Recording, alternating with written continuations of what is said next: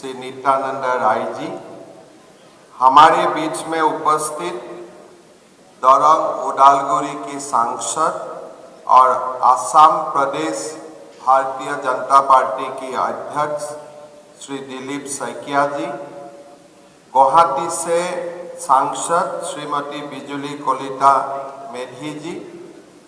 राजभाषा विभाग की सचिव अंशुली आर्या जी, डॉक्टर मीनाक्षी जोली जी, प्रोफेसर दिलीप कुमार मेधी जी, प्रोफेसर एस पद्मप्रिया जी, श्री वीरभद्र कार्कीडोली जी और आज हमारे सभा में विराजमान सारे अतिथिगण। सबसे पहले मैं भारत सरकार की राजभाषा विभाग को धन्यवाद देता हूं कि आपने पूर्वी और पूर्वोत्तर क्षेत्रों की संयुक्त क्षेत्रीय राजभाषा सम्मेलन का इस सभा को गुवाहाटी में अनुष्ठित करने का निर्णय लिया और साथ में मुझे भी शामिल होने का गौरव आपने गौरव महसूस करवाया। मैं इस अवसर में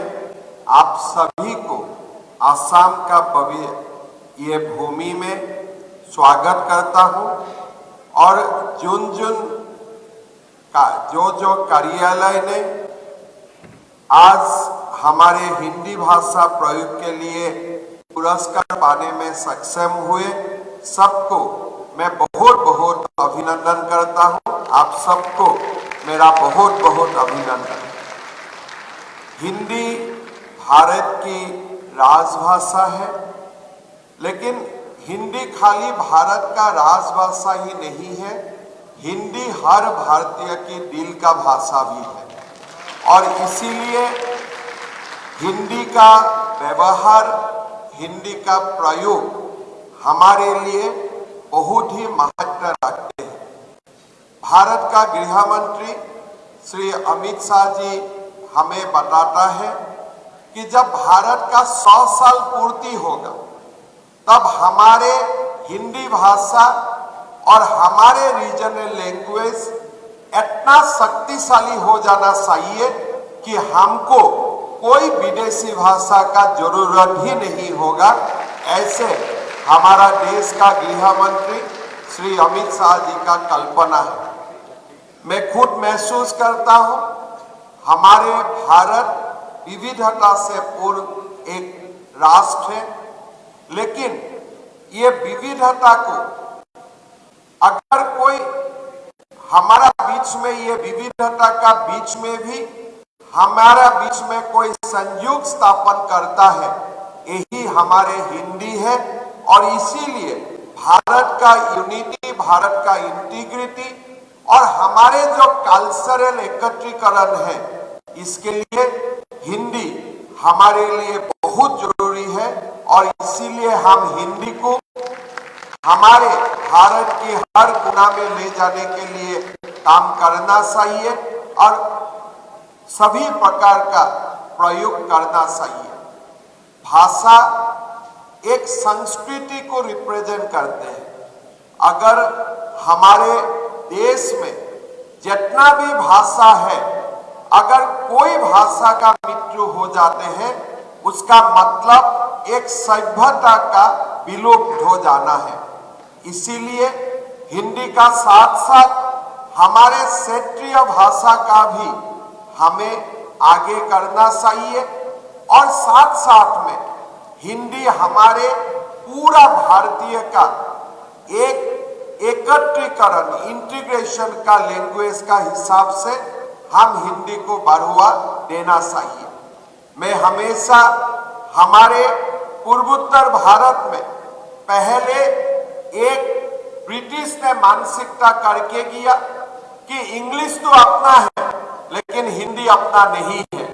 मैंने हर बार यही पूछता हूं, अगर इंग्लिश हमारा अपना हो सकता है तो हिंदी हमारा क्यों अपना नहीं हो सकता है? तो इसीलिए धीरे धीरे लोगों को ये भी समझ में आए कि हिंदी खाली भाषा नहीं है, हिंदी हमारे लिए एम्प्लॉयमेंट का बहुत बड़ा एक क्षेत्र को हमें एक जो संभावना है इसको भी हमारे सामने लेके आते हैं। हमारा पूर्वोत्तर भारत में पहले हिंदी का बहुत ज्यादा प्रचलन नहीं होने का कारण हमारे जो बेटा बेटी है, हमारे जो न्यू जनरेशन है, उनको उत्तर भारत में जो भी प्राइवेट संस्था है, जो भी कंपनियां हैं, उसमें काम करने का मौका भी नहीं मिलते थे और हिंदी नहीं जानने का कारण हमारे जो एक जॉब मार्केट होता है वो जॉब मार्केट भी हमारे लिए सीमित हो जाते थे। लेकिन धीरे धीरे हमारा लोगों ने हिंदी को अपनाया और आज हिंदी का पॉपुलैरिटी भी बढ़ा है, हिंदी का जनप्रियता भी बढ़ा है और लोगों ने हिंदी का जो एक बहुत बड़ा भूमिका है हमारे एम्प्लॉयमेंट में, एकत्रीकरण में, ये सारे लोगों का भी समझ में भी आना शुरू हुआ है। मैं एक जरूर बात बोलूंगा, हमारा जो संविधान में हिंदी का बारे में चर्चा किया गया थे, तब एक हमारा संविधान का प्रणेताओं ने एक बात का ऊपर जोर दिए थे कि हमारा हिंदी सहज होना चाहिए, हमारा हिंदी व्यवहारिक होना चाहिए और धीरे धीरे हमारा हिंदी में क्षेत्रीय भाषा में भी जो शब्द का प्रयोग होता है इसको भी समाहित करने का प्रयास करना चाहिए। ये हमारे संविधान बनाने का समय हमारे जो संविधान का प्रणेता है सारे लोगों ने ये बात का ऊपर अपना जो एक दृष्टिकोण और दृष्टिकोण को संविधान में लिपिबद्ध किया। मैं इसीलिए यही चाहता हूं कि हमारे जो हिंदी है, खास करके जो हमारा सरकारी काम में जो हिंदी का प्रयोग होता है वो हिंदी बहुत टेक्निकल नहीं होना चाहिए, वो हिंदी ऐसा होना चाहिए कि मेरे जैसे जो हिंदी में कमजोर लोग हैं वो भी वो हिंदी बोलने का क्षमता रखते हैं। तो तभी हमारे हिंदी जन जन का भाषा बनेगा, हिंदी सचमुच दिल का भाषा बनेगा। इसीलिए हमारे अभी जो खास करके हिंदी का ऊपर जो हमारे सरकार का प्रधानमंत्री जी का जो एक बहुत ज्यादा एम्फेसिस है, मैं यही बताना चाहूंगा कि हिंदी सहज हो, व्यवहारिक हो और धीरे धीरे हर हिंदी बोलचाल में देश का बाकी लोगों को भी लगे कि ये हिंदी में हमारा भी भाषा समाहित है and this language is not language of few, this is the language of everyone. ऐसा ही एक लेवल तक हमें हिंदी को विकसित करके लेके जाना चाहिए। मैं पुनः एक बार भारत सरकार को धन्यवाद देता हूं कि हमें असम को हमेशा उत्तर पूर्व भारत का साथ जोड़ा जाता है, लेकिन हम उत्तर पूर्व भारत का साथ साथ पूर्व भारत में भी है और आपने यही सम्मेलन पूर्व भारत और उत्तर पूर्व भारत दोनों को गुवाहाटी में बुला के ये सम्मेलन का आयोजन किया। इसीलिए मैं नित्यानंद राय जी की भी धन्यवाद देता हूं और भारत के गृह मंत्री श्री अमित शाह जी को हमारे आभार प्रकट करता हूं। मैं बहुत ज्यादा ये सम्मेलन में बोलना नहीं चाहता हूं, लेकिन एक बात मैं जरूर बोलूंगा कि अभी सीधे हो और तमाम जो प्रयोग हुआ है